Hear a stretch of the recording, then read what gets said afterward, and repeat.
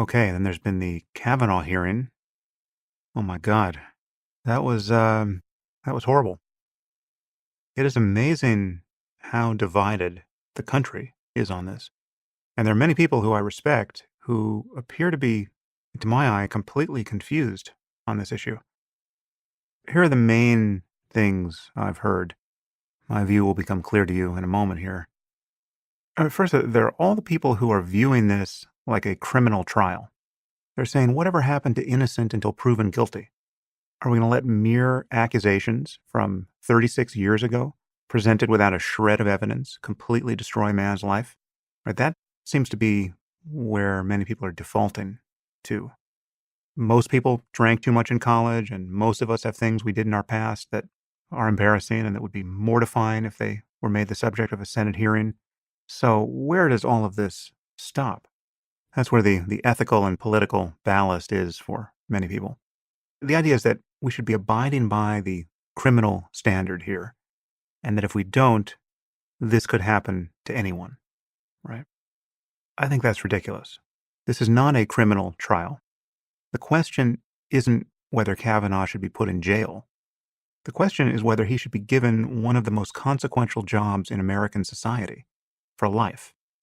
Now, whatever happened 36 years ago, he did enough in that hearing to make an impartial person think that this man doesn't belong anywhere near the Supreme Court. For instance, he lied repeatedly. Okay, this is not debatable. More or less everything he said about his yearbook appears to have been a lie. Now, you might think the problem is with this process, right? We have a process that now entails ambushing good people with embarrassing facts from their adolescence based on pure partisan malice and opportunism. And this would force even good people to lie, right? We have a corrupt process that is guaranteed to make good people behave unethically. So he had to lie. I just don't think that's true, right? He didn't have to lie about any of that stuff. In fact, lying in the way that he did played for me like a failed intelligence test. This was an IQ test, right? The first question was, what does boof mean? Right now, I'm prepared to say that there is no universe in which the word boof means flatulence. Kavanaugh and I are nearly the same age, right? I think I'm 2 years younger. Every guy my age in the country knows what the word boof means. Perhaps this is a further effect that Trump has had on our politics. Even the quality of our lying has deteriorated. Right? It used to be that lies had to be believable to function properly. Apparently, that's no longer the case. The physics of lying has changed, at least for Republicans. Anyway, as has been said repeatedly, this was a job interview. A horrible job interview, granted, but an interview nonetheless. And it is entirely reasonable to hold the view that Kavanaugh failed it. And one can do so without it being a sign of one's partisanship. Another way to take partisanship out of it, at least for me, is that everything I think about Kavanaugh, I also think about Bill Clinton. In fact, Clinton is worse. Again, this is not the criminal standard. Should Clinton be in prison for what has been said about his sexual indiscretions? No. But we know enough to say that the guy has been a colossal asshole. He's trailing at least one fairly credible accusation of rape. And whatever you believe about that, there's no problem forming a general picture of his sexual ethics. Now, where he falls on the Harvey Weinstein continuum, I don't know. But he was not a good guy in this area of his life. One does not have to be partisan to acknowledge that. Now, another concern here that's arising in defense of Kavanaugh is that now it appears to be open season on men. The Me Too movement, whatever its underlying merits, now has somewhat the character of a feminist moral panic. Now, I'm somewhat sympathetic to this concern.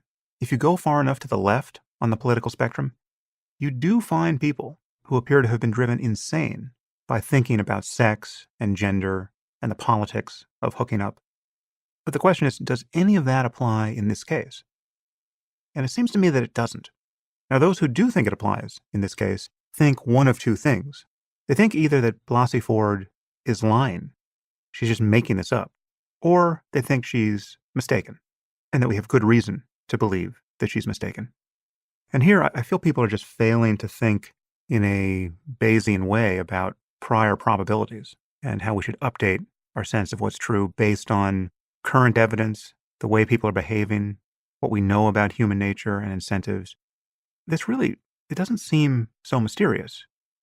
Now, think about this claim that Blasey Ford might be lying. This is actually something that I touch kind of on the fly in today's podcast, but I'll give you a more systematic analysis here. Not knowing much about a person, what's the probability that a woman would decide to destroy her life in this way by going public with a false accusation of this sort?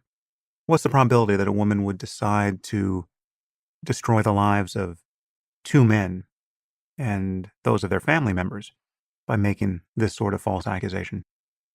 I mean, I've seen incredibly dumb tweets about her seeking a book deal and seeking to be famous, and this is an extraordinarily unlikely thing for a person to do.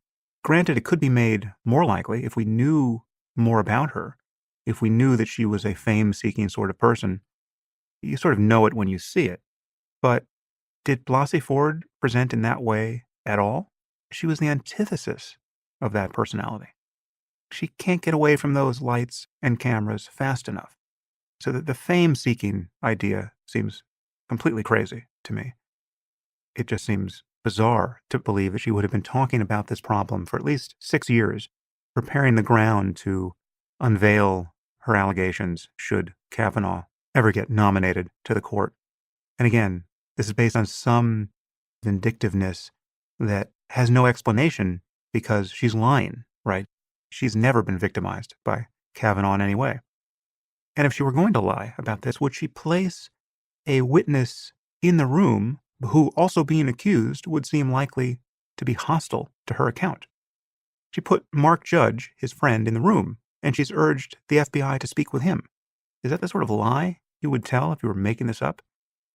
This does not have the hallmarks of a lie. Conversely, all of the probabilities and incentives are aligned in the other way for Kavanaugh. He appears to have spent most of high school and college as a drunk Christian jock asshole. There are not many people in public life who, when you scratch the surface on them, what you hear celebrated about them in their own yearbooks and even in books written for publication about them, is how hammered they got as teenagers, continuously. Now, I say this as someone who drank way too much throughout high school and college. Virtually everyone was a binge drinker back then. But not everyone made it central to their identity the way Kavanaugh and his friends did.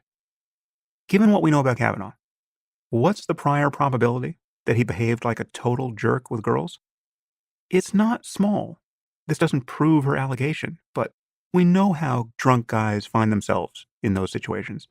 And you add the frat house atmosphere to this guy's entire life, it only raises the probability on a not especially low probability phenomenon. And then when you acknowledge that we have already noticed him lying in the aftermath of this allegation, without question, the guy has perjured himself. So then the question is, how likely is he to be lying about this? And what are the incentives for him to lie about this? Well, the incentives for him to lie about this are enormous. There's nothing mysterious about his behavior. Her behavior would be astonishing on many levels if she were making this up. And then there's the idea that she's telling the truth too, but this is just a horrible case of mistaken identity. Well, then you just have to be clear about what you're claiming. We all have this picture of mistaken identity as being a real problem in solving crime. A woman gets attacked or raped, and then she has to, pick the guy out of a lineup, and she picks the wrong guy. And we've seen this in movies, and we know it must occur in the real world. This is a very different situation. We're talking about a person being attacked by someone they already know. What's the likelihood of misidentifying someone you already know when a social situation turns into a sexual assault? It's not to say it's impossible, but we don't have details that suggest it's possible. Under her cross-examination, she wasn't led to say it was very dark, and she was talking about making eye contact with Mark Judge and trying to read his demeanor. We have the picture of a well-lit room where she knows who's on top of her and she knows who's jumping on and off the bed. The idea that she could be mistaken and would remain mistaken every day thereafter about the identity of the person who she already knew seems very far-fetched. And finally, Kavanaugh's demeanor and behavior at that hearing are entirely compatible with his guilt. Now, it's true that much of his demeanor and behavior was also compatible with his innocence. I think his getting angry and emotional, all of that was also compatible with an innocent man being blindsided by a false and life-wrecking accusation. But the way he danced around the issue of the FBI, the way he clearly didn't want further investigation of these claims, that was really telling for me. In addition to his other lying and just some of the dumb things he did in his testimony, that's where his behavior suddenly became incompatible with his innocence. If you're innocent, you want the FBI to talk to every person on Earth, unless you have some argument that the FBI is an incredibly partisan organization and is itself working to sabotage you. If you know this didn't happen and she's put another witness in the room, you want the FBI to talk to that witness. Of course you do. He just struck me as having something to hide the moment those questions came. He was remarkably evasive in a way that he must have known as a judge would make him look shady, and yet he did it anyway, right? So he was willing to take the near-term reputational hit of seeming less than innocent. Why would he be willing to pay that price? Because he doesn't want any more of this stuff to come out. Or I would say that's the most plausible interpretation. Anyway, I'm amazed that people are seeing this the other way and think that somehow the most plausible version of what happened here is that we now have women who are just eager to lie about their experience of this guy.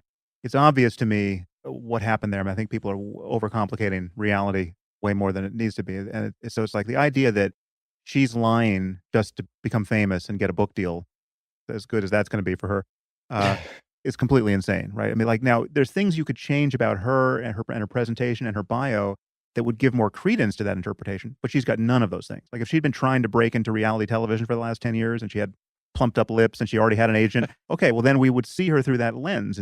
But this is someone who was just visibly wilting under the glare of the first spotlight. Not a media savvy person. No. No. And the idea that she has misidentified him is plausible in a world where people are thinking of people getting attacked by strangers and then having to pick them out of a lineup and misidentify them. But the idea that you are going to be attacked by someone you already know, where like it's a social situation that then turns into a sexual assault, and then you're going to have misidentified that person, that virtually never And what happens. about the other people in the room? I mean, there's the guy who wrote the wasted memoir, whatever his name is. And the idea that if you're lying, you're going to put another witness in the room who may not corroborate your lie, presumably, and then urge the FBI to talk to that person. It doesn't make any sense.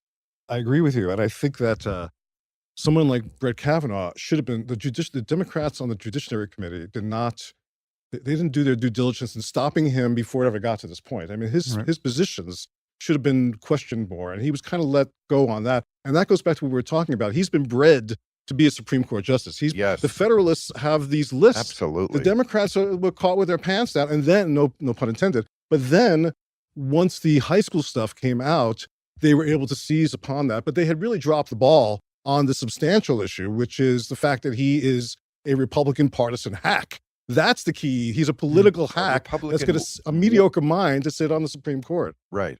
Yes. A Republican warrior for Star Report. The Bush recount, the Bush White House. This is not the kind of person we used to put up with the Supreme Court. Not to mention that he was clearly lying about details. Such a lie. In this all along the way in this hearing. I mean, an obvious lie and an obvious drunk. At least then. Yes. I mean, part of the calendar notation says skis, which is for brewskis. Yes. So he's such a drunk. He's planning it on the calendar. I mean, I've gotten drunk before, but I never wrote it on my calendar. Well, the lies about Thursday, get shit-faced.